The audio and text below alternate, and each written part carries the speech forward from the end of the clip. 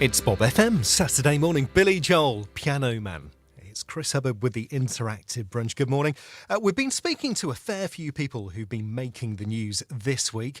Somebody else who joins me in the studio now, who's going to be making the news in future weeks, is Funeral Director Claire Austin. Morning, Claire. Good morning, Chris. Now, bit of a challenge you're about to embark on.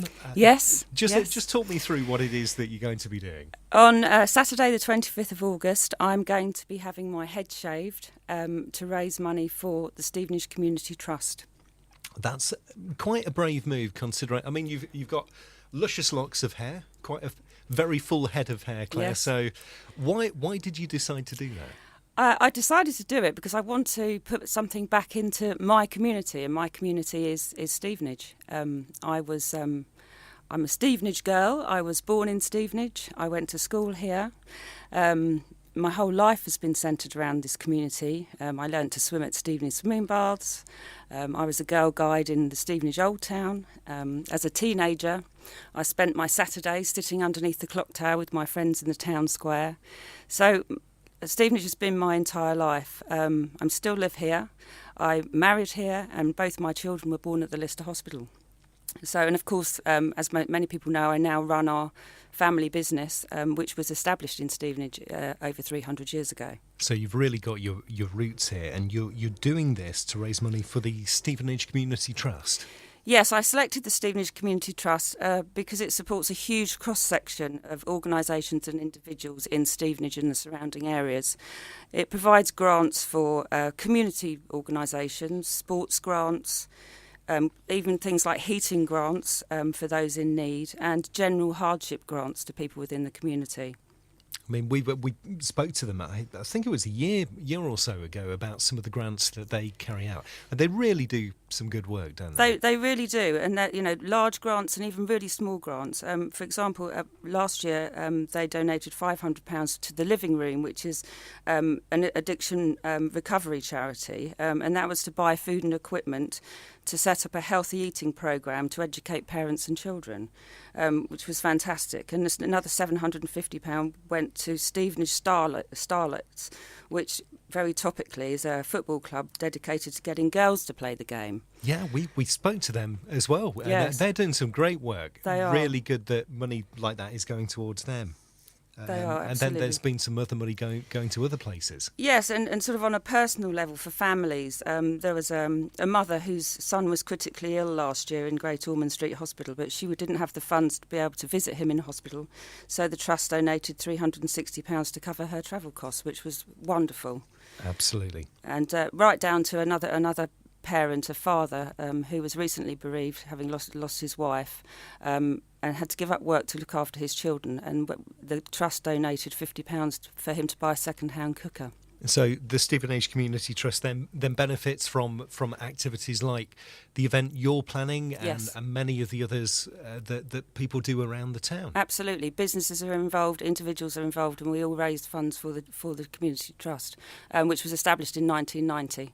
Has been doing some fantastic work over the last 28 years. Excellent. Well, let's talk a little bit more about this head shave then. I mean, as we said, it's a huge thing to do. I mean, hair is part of your identity, isn't it? Yes, it is pretty drastic, I suppose. I think particularly as a woman, and any woman probably would consider that their hair is the largest part of their sort of visual persona. And we spend hundreds of pounds every year on hair products and gadgets to make ourselves look beautiful in the morning. Yes. And I think we all sort of feel that if we get our hair right in the morning, it's a good start to the day. So it is a very significant part of everybody's lives, but obviously particularly women. I mean, how do you think people will react when they see you with no hair? No hair. I don't know. Obviously, I suppose their instant reaction is they're going to think that I've been unwell because most people lose their hair or have their head shaved because they've been diagnosed with a serious illness. Obviously, people that I know will know that I've done it for this reason, for the charity. It's quite a daunting thought. I've been talking to people who've gone through that, obviously for reasons of health, and whether I have a wig or whether I wear a hat or whether I just brave it out. I'm not really sure yet. But it's going to be an interesting few months, I think. Yeah, it is a statement. And when are you actually doing this? I'm doing it on Saturday, the 25th of August. And I'm actually doing it at an event which we hold every year, which is the Austin's Family Fun Day.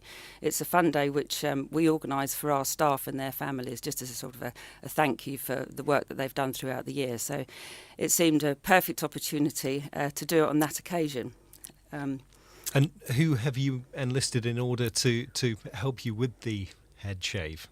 I've currently been talking to a couple of friends of mine who are involved in cancer hair care, Oh, okay. Cancer hair care in Stevenage, Yeah. which was one of our charities a few years ago. So Jasmine and Joe there, I'm talking to them about how I'm going to do this and how I'm going to cope with it afterwards. Yeah. I mean, they do really good work as well, They do. don't They're they? fantastic. They're fantastic. And yes. they're based in Old Town? In the Old Town in Stevenage, in Middle Row, yes. So, I mean, for me, it's a big challenge. It's a big thing to do. It's probably not as hard as it was to run the London Marathon, but it's still a challenge. But on the other hand, I am only having my hair shaved off. Yes. I've not been diagnosed with a serious illness. Therefore, I'm not coping with those issues that many people are at that time of their lives and dealing with the emotions for themselves and their families. So it is simply a physical challenge, I suppose, for me, rather than an emotional, mental one. With regards to people supporting you on this, because that's why you're here today, you want people to find out about it and give money so that the Stevenage Community Trust actually benefits. How are you asking people to donate? I've set up a web page, a giving web page, which is easily accessible. You can find that by going to www.love2 as a number donate /Claire Austin. You will also find the details of that on the Austin's website and the Harwood Park Crematorium website. Alternatively, I'd be more than delighted to receive cheque donations, which can be sent to any of our Austin's offices for my attention and made payable to the Stevenage Community Trust. Anything small would be so gratefully received. And the donation page, well remembered, because a lot of people can't remember. It's quite involved a lot of the time. Yes. And have you got a target that you're looking to raise? I haven't got a target. No, just as much as possible. Yeah. As much money as you can get your hands on. So just a reminder, that's in August. August, yeah. Actually, it's August Bank Holiday Saturday, so it's easy to remember. So on the following Tuesday, I should be looking quite different. Fantastic. Well, Claire, wish you all the best with it as well, and hope you raise loads and loads of money for it, because as we've been hearing, I mean, the places like the Living Room, the Stevenage Starlets, and some individuals, worthy individuals, will really benefit from this as well. Absolutely. Thanks, Claire, for coming in. Best of luck. Thank you very much. Thank you.